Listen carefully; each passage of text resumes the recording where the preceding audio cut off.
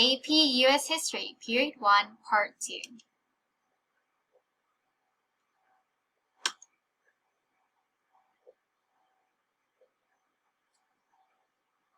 European expansion. The European exploration of the Western Hemisphere was enabled by the key developments during the 15th century.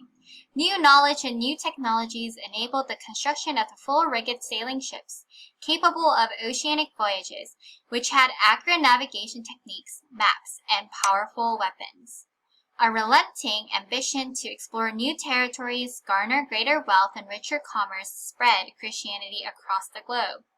Age of discovery coincided with the rise of modern science, growth of global trade, commercial towns, and market corporations, the decline of feudalism and the formation of nations with the Protestant Reformation and the Catholic Counter-Reformation. Greed, conquest, exploitation, oppression, racism, slavery were the driving forces of this European expansion, and you can easily memorize it by the 3 G's of God, Gold, and Glory, which were the primary motives of European expansion.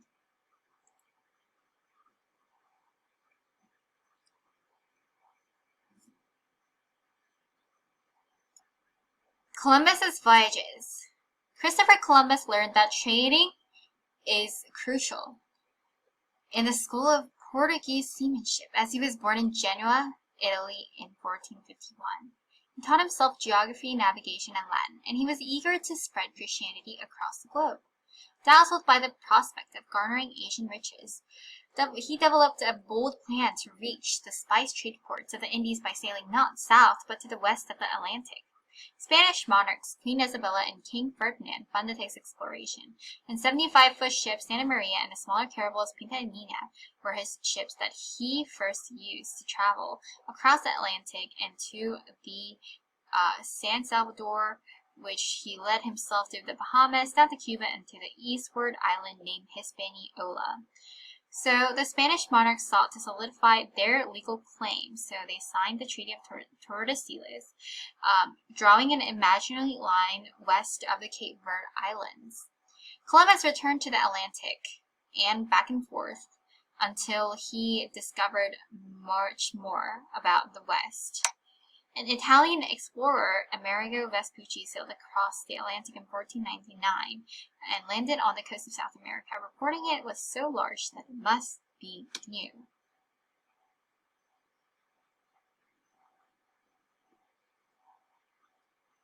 The Great Biological Exchange. First European contacts with the Western Hemisphere began at an unprecedented worldwide biological exchange, ultimately worked in favor of the Europeans at the expense of the indigenous people. The cultural integration between Europeans, Americans, American Indians, and Africans intersected to create new religious beliefs and languages. The exchange of the plant life of the Old and the New Worlds were inflicted by a revolution in the diets of the hemisphere. In Columbus' voyages, 3 foods unknown in Europe, maize, potatoes, and beans, were traded on with the Europeans' foods of rice, wheat, barley, oats, wines, and grapes. The nutritious crops exported from the Americas helped nourish a worldwide population explosion probably greater than any since the invention of agriculture.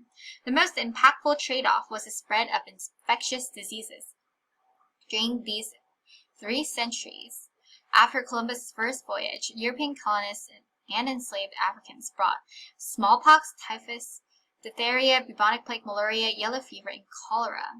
So many native people died of these contagious diseases, and unable to explain the cure for them, many Native American chiefs lost stature, tribal cohesion, and cultural life disintegrated, and efforts to resist these assaults just collapsed.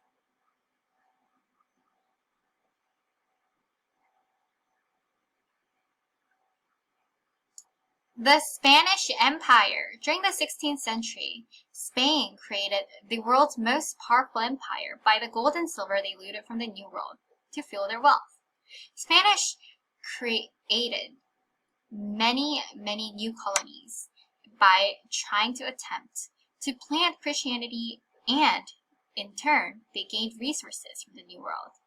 The Caribbean Sea served as a funnel through Spanish Empire's power, funneling through the Americas after establishing the colonies on Hispaniola, including Santo Domingo, The Spanish proceeded eastward to Puerto Rico and westward to Cuba. Many Europeans suffered from malnutrition, but the natives suffered more as they were not immune to diseases.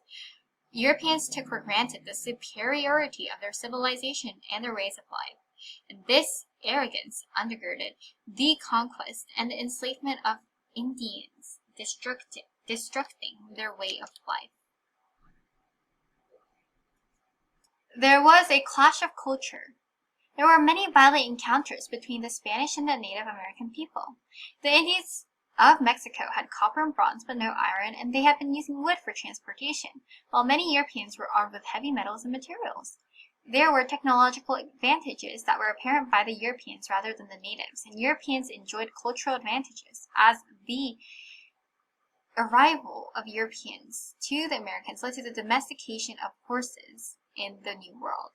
Spanish brought horses, cattle, and pigs, and many natives feared that the horses and the greyhound, fighting dogs that guarded their camps. Cortez's conquest, the most dramatic European conquest of a major civilization on North American mainland, happened in Mexico. The dreams by Hernan Cortez of gold and glory in Mexico was what made him decide to set sail from Cuba. On the coast of Gulf of Mexico, they were assaulting the confederation of small neighboring kingdoms opposed to the Aztecs, and they shrewdly convinced the vanquished warriors to join his advance on the hated Aztecs. Soldier adventurers or conquistadors received no pay and were military entrepreneurs willing to risk their lives for a share in the expected plunder and slaves. To prevent desertion, Cortez burned ships, sparing only one to carry gold back, and there were a 200-mile march from Veracruz to the Aztec capital of Tenochtitlan. The Aztec. Cortez set out to conquer this civilization named the Aztecs. The Aztec Empire was what set out from the central Mexico to Guatemala, and Aztecs were once nomadic people that wandered south from northern Mexico, settled in the central highlands of the 14th century. By 1519, Spanish landed on the Mexican coast, and the Aztecs were one of the most powerful civilizations of this world. The Aztecs has a religion, most like every agricultural-centered society. The Aztec gods aligned with the natural forces of the sun, sky, and water, and there were human sacrifices to please gods and to promote rain and enable harvest to ensure victory in battles. Prisoners of war in the vast numbers were needed as the sacrificial offerings, and the Spanish were aghast at this horrific sight. As Cortez and his army marched across Mexico, they heard fabulous accounts of Mexico and learned that 200,000 inhabitants were living there. Cortez, with a combination of his threats and deceptions, led the allies to enter Tenochtitlan and peacefully capture their emperor, Montezuma II. They took the gold and silver from the Aztecs and forced Montezuma to have more laborers to mine their precious metals, and for 185 days the city was besieged, and the Spaniards fought, and the city was ravaged with smallpox. The Aztecs surrendered, and Cortez set the style for plundering conquistadors to follow. In 1531, Francisco led soldiers to subdue the Inca empires. Subdue the Inca empires, and the empire was seized. And from Peru, Spain extended their control southward to Chile by 1553, and to the north, or present-day Colombia, by 1530. With the unfolding of the 16th century, Spanish America was settled as Spain expanded their settlements in the New World and established the far-flung governmental and economic centers of Mexico, Caribbean, Central America, and South America as well. The conquistadors transferred to the Americas as a social-economic system. So they transferred this socio-economic system called encomienda, favoring the officers to become privileged landowners, controlling the indigenous villages. In fact, the treatment of the encomenderos of the indigenous people were so harsh that by the mid-1500s, Native Americans went nearly extinct by the Spanish brutality and disease.